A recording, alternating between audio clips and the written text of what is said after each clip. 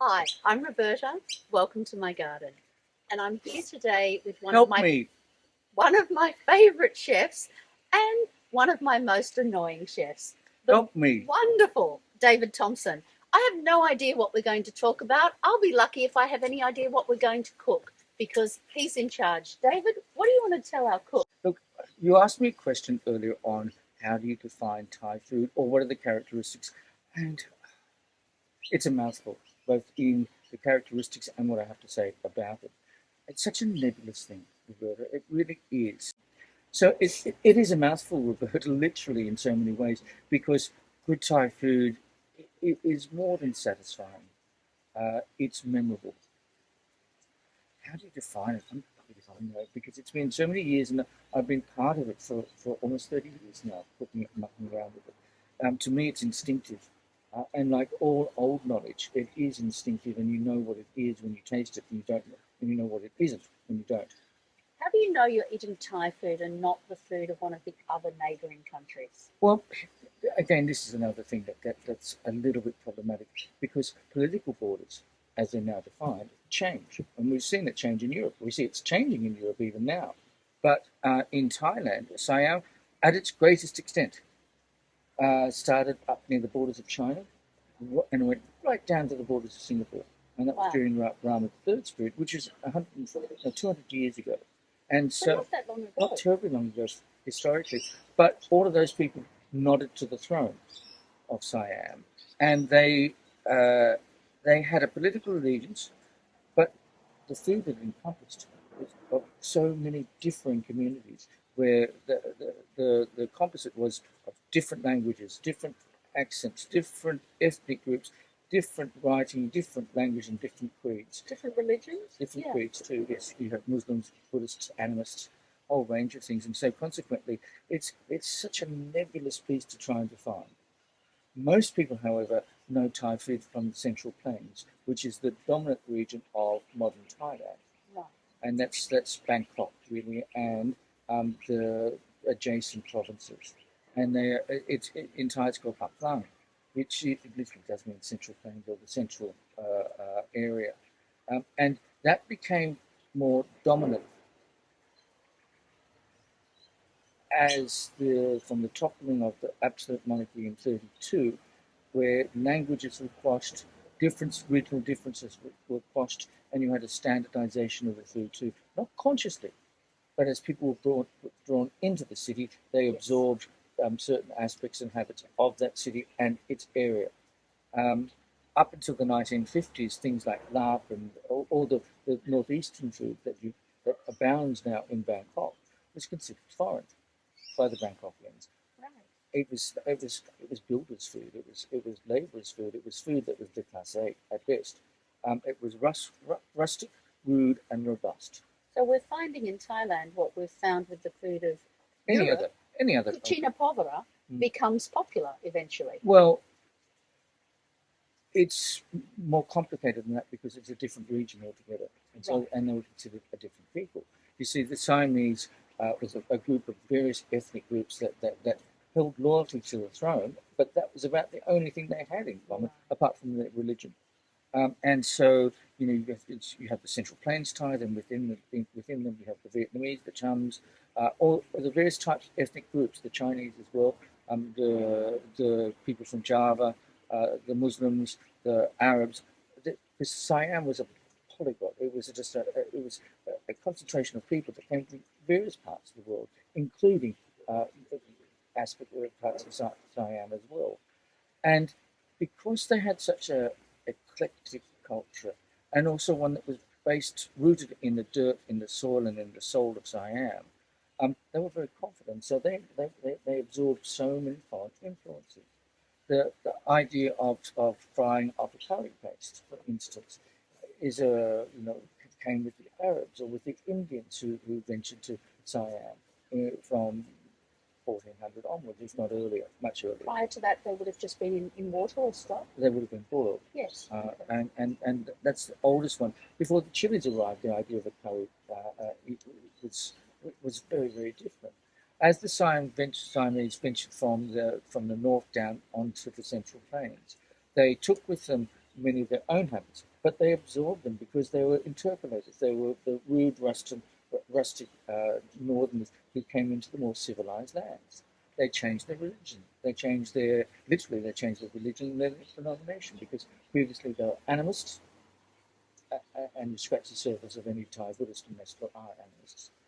And then they were followers of the higher chariot of Buddhism, and then they absorbed the Theravada tradition, the lower chariot, which was more austere as they moved on to the Central Plains. They are a changing people, and their cuisine changes, and the influences of that enter into their cuisine, that affect their cuisine, changes too. So I told you it was a mouthful. It was a mouthful, and it's fascinating. And I didn't answer any of the questions because what you wanted to know was how does it taste? I don't know. Well, I have one question because you raised an interesting point. The chili came to Thailand and to Asia from the New World. Yes. And yet we can't imagine Thai food, especially not your Thai food. So, what did they use before the chili? White peppercorn. Oh, peppercorns. Peppercorns are indigenous, and that's why in Thai they're called prick Thai. And other chilies were once called prick. Oh, I forget the old-fashioned name. My memory is slipping me. But essentially they were the foreigners' pricks, as it were. So when we talk about rice being at the heart of the Thai diet, it is a cornerstone. A meal is not a meal without rice. Right. It's a snack. However complicated that snack might be to prepare, it's nonetheless a snack. So these single dishes, the noodle dishes and things like that, are snacks. They're food on the hop. Right. They're not a proper meal. So what does a proper meal consist of, typically? Rice. Anything else? Yes. If the basis and the cornerstone of the cuisine is rice, then you have various different dishes that accompany it to give savour, to season to the rice. And that's all they are. That's at their most basic, at the most primitive of definition, that's indeed what they are. Now, Westerners get it confused. Some Thais get it confused too, and they turn it around where curry is more important, and the relish is more important, and so on. And they are more difficult to do, and they are more delicious. But the cornerstone, the basis, the foundation of the food is rice. And the misconception is merely based upon how it appears on the table, but also the influence of Westerners and how they eat their food too. And so there's been a transformation, indeed a turnaround, in how Thais approach their food. Over the last century, where Westerners have had some inroads into the country. But they would still eat at least 50% rice? Oh, at least, yeah. Otherwise the mums would wrap their little knuckles for being greedy. Now, but that's also why the food is often so spicy. Yes. It's not because it is when it hits the mouth. It is because it's not mixed with a sufficient degree of rice. So it's 1 part curry to 2 or 3 parts rice. Typically. Yes, and if you're poor, like in often the more spicier the food, because the more spicy the food means you need to use less of the protein, the more expensive thing, than the sustenance itself, rice. Now, I think nothing tells me more the importance of rice in the Thai people's lives than the way you ask someone, how are you? Which means ginkar riyang, which is, have you eaten rice? It's just like, have you eaten? And the assumption is if you've eaten, at least you can survive with it. So literally, if I say to you, hi David, how are you? What I'm saying is, hi David, have you eaten rice today? Yeah, you say banging nai as well, how are you going? There's many other ways of saying, but one of the old-fashioned ways was ginkar riyang, which means have you eaten today? And that was often done in the 19th century as slang, because you see at that stage, everybody was the chattel of the king. And so he could move whole villages wholesale. From anywhere in his kingdom to anywhere else in his kingdom, and he did so. There's whole villages or whole areas of the south which was underpopulated that are full of northeasterners, and they still remember their food and they still cook that food, and so you have this juxtaposition of various ethnic groups or regional groups that compose the matrix, the carpet, that rich, complicated weave. That forms the carpet of the cuisine of the country. So that was one of the ways. That was one of the ways that the cuisine moved around the country, because the king could literally relocate populations. But in the main, most people stayed where they were because as farmers, They were tied to the land. they were tied to the land literally, and their tithes that went to the king uh, was often in rice or in labour. And labour would be, and that's why they were moved around because some people would be moved great distances if the demand for labour or a project was being made, like digging a canal, for instance, around Bangkok. And that's why you had the Javanese that were just on the border. They're called Javanese, but in fact they're Malays. That moved up during the Rama III's period, and now have an area uh, on the opposite side of Bangkok, on the other side of the river, which is where I live, Thompson. And there they established many things, including, I suspect, the satay first went out on the streets. Right. Now, we've talked about rice. What are a few other key elements that Thai food would be unimaginable without? Shrimp paste, Right, which, guppy, guppy, which is the murky sole. The fish sauce, of course, sugar, the what else? Sugar, of course, palm sugar in the main, coconut cream, and of course your friend the chili. my friend the chili, Mm-hmm. and the white pepper and the gingers are still there Oh as well, yes, aren't but they? they're all seasoning elements of particular dishes.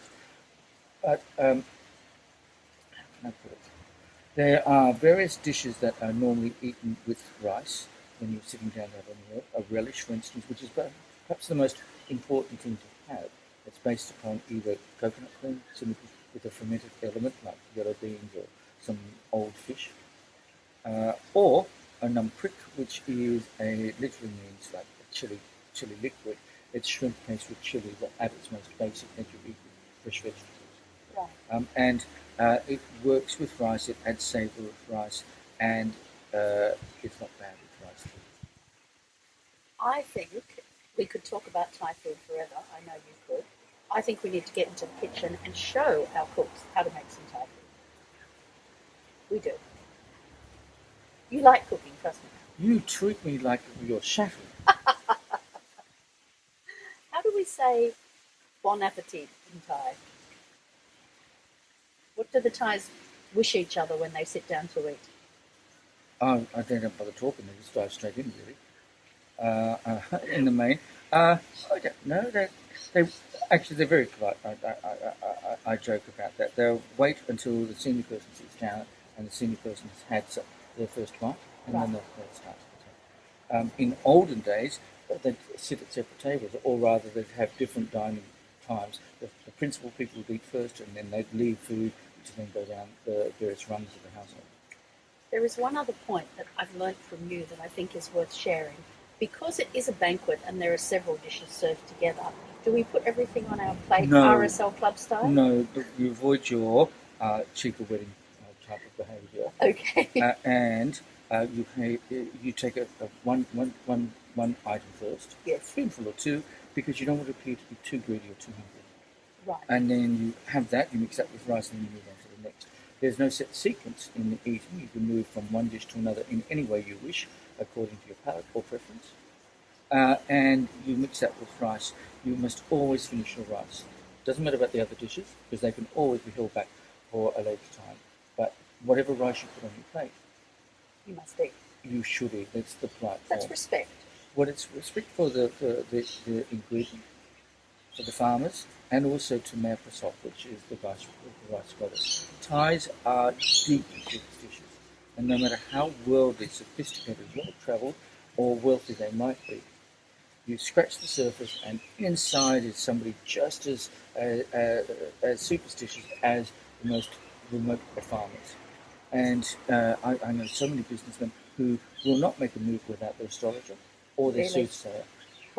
And I've actually had a business with one prominent family, wealthy family, who halted it simply because my birthday did not match with the chairman's. Oh dear. Yes.